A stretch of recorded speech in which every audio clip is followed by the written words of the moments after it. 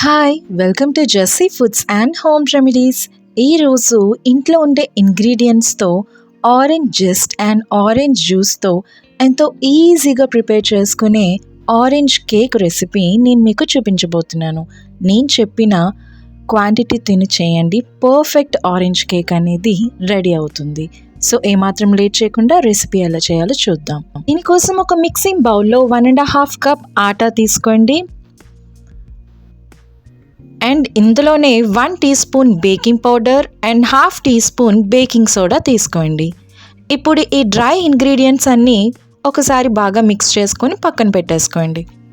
ఇప్పుడు ఆరెంజ్ జెస్ కోసం ఒక ఆరెంజ్ స్కిన్ ఇలా గ్రేట్ చేసి 1 టీ స్పూన్ వరకు పక్కన పెట్టుకోండి. ఇప్పుడు ఇంకొక మిక్సింగ్ బౌల్లో 2 ఎగ్స్ని బ్రేక్ చేసి వేసుకోండి. ఇవి రూమ్ టెంపరేచర్లో ఉండాలి, డైరెక్ట్గా ఫ్రిడ్జ్లోంచి తీసి వాడకండి. నెక్స్ట్ ఇప్పుడు ఒక విస్కర్తో ఈ 2 ఎగ్స్ని బాగా బీట్ చేసుకోండి. ఇలా కొంచెం బబుల్స్ అనేవి ఫామ్ అయినంత వరకు, కొంచెం ఫోమీ టెక్స్చర్ వచ్చినంత వరకు. నెక్స్ట్ ఇందులోని 1 కప్ షుగర్ తీసుకోండి. మీరు పౌడర్ షుగర్ కూడా తీసుకోవచ్చు దీని ప్లేస్లో. నెక్స్ట్ ఇప్పుడు షుగర్ కొంచెం మిక్స్ చేసుకున్న తర్వాత ఇందులో హాఫ్ కప్ వరకు ఆయిల్ యాడ్ చేసుకోండి. ఇది ఫ్లేవర్లెస్ ఆయిల్ తీసుకోండి. నెక్స్ట్ ఇప్పుడు మీరు ఇందులోనే ఒక 1/3 కప్ వరకు ఆరెంజ్ జ్యూస్, అలాగే 1 టీ స్పూన్ ఆరెంజ్ జెస్ట్ ఏదైతే మనం గ్రేట్ చేసుకున్నామో ఆ 2 యాడ్ చేసుకోండి. ఇది ఫ్రెష్ ఆరెంజ్ జ్యూస్ అన్నమాట. ఏదో ఫ్లేవర్ ఇస్తుందని మీరు పల్పీ ఆరెంజ్ లాంటివి వాడకండి.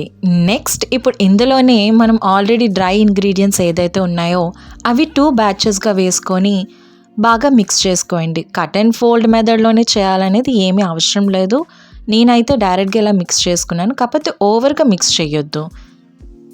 సెకండ్ బ్యాచ్ కూడా వేసుకున్నాను. మధ్య మధ్యలో కావాలంటే సెకండ్ బ్యాచ్ వేసాక cut and fold method use చేయొచ్చు. నెక్స్ట్ ఈ ఇంగ్రీడియంట్స్ అన్నీ బాగా మిక్స్ చేసుకోండి. ఇవే మెజర్మెంట్స్తో చేయండి, పర్ఫెక్ట్ ఆరెంజ్ కేక్ అనేది రెడీ అయిపోతుంది. మా పిల్లలైతే చాలా ఇష్టంగా తిన్నారు దీన్ని.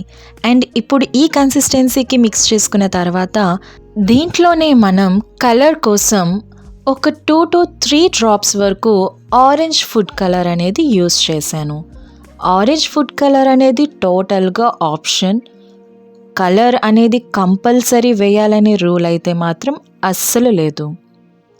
కలర్ లేకపోయినా పర్లేదు, కేక్ అనేది చాలా బాగా వస్తుంది. కలర్కి టేస్ట్కి ఏ మాత్రం సంబంధం ఉండదు. ఇది ఒక మంచి టీ టైమ్ స్నాక్గా కూడా మీరు మీ ఇంట్లో ఉన్న పెద్దవాళ్ళకి ఇవ్వచ్చు. సో ఇలా మిక్స్ చేసుకున్న తర్వాత ఇంట్లో ఇలా అల్యూమినియం టిన్స్ ఎవరింట్లోనే ఉంటాయి కదా, టిన్ లేకపోయినా మీరు కుక్కర్లో కూడా విజిల్ తీసి దీన్ని ట్రై చేయండి. సో దీనికోసం టిన్, స్టాండ్, పెద్ద పెద్ద వెజల్స్ లాంటివి ఏవి అవసరం లేకుండా ఈజీ వేలో చూపిస్తున్నాను. ఇలా అల్యూమినియం టిన్లోకి ట్రాన్స్ఫర్ చేసుకున్న తర్వాత లో ఫ్లేమ్లో ఒక 30 to 35 మినిట్స్ బేక్ చేసుకోండి. చూసారు కదా ఎంత ఈజీగా మన ఆరెంజ్ కేక్ రెడీ అయిపోయిందో.